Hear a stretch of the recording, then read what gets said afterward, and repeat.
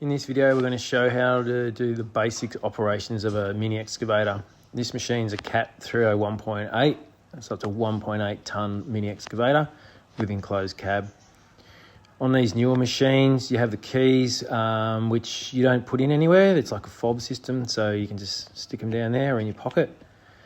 To start it, you just turn that wheel to the right, and that will light up all your ignition. You must have that left-hand joystick pulled up, otherwise it won't start. So you just push the button in the middle of that wheel there, and the machine will start.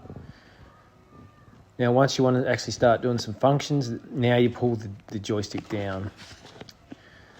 Okay, so adjusting the revs in your machine is done on your right-hand side there, that wheel. Turn them up, you get higher revs. It does have an eco mode, so when you're not using the machine, you'll hear it go down to idle. It saves a lot in fuel. Now this joystick on your right hand, it moves the blade on the front there. So if you pull back on the joystick, it will lift it up. If you push it down, the blade goes down.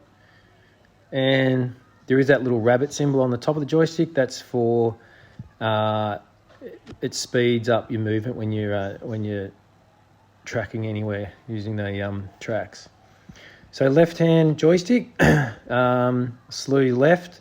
If you go left, push the joystick to the right, it'll slew it to the right. And then you push it forward, it lifts the stick up, pull it back, the stick comes back towards you. The right joystick is pull it left and it brings the bucket out. Right goes bucket out, left bucket in. And then if you push it down, it pushes the boom up or down. Now the left-hand toggle wheel there, that offsets the boom. So you can see it moving there. That's useful if you need to offset your tracks from where you're digging. Like if you're digging a trench or against a fence, you can get yourself hard up against the fence and offset it. The right joystick toggle wheel there is used for, on this particular case, it's the hydraulic grab, but any other attachment is used with that right thumb, augers, that sort of thing.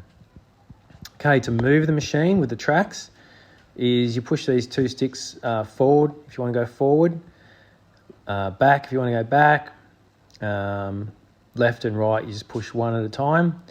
And you can use your feet, so it frees your hands up, which when you get a bit more confident, you can do two things at once. You can be moving while you're slewing around, that sort of thing.